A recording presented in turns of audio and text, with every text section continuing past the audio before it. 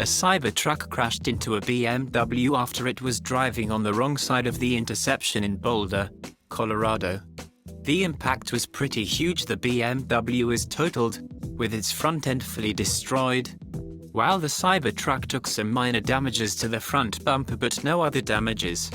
Luckily, the occupants in both of the vehicles were not injured and safe. Strangely, the airbag was not deployed in both the cars. As per witness, the fault seems to be on the Cybertruck, as it was on the wrong side of the road at the interception during the accident and misjudged the oncoming BMW's speed. The exact reason why the Cybertruck was going into oncoming traffic at interception when the accident happened is still unknown. In these kind scenarios, the Cybertruck will be a lifesaver for the occupants due to its safety.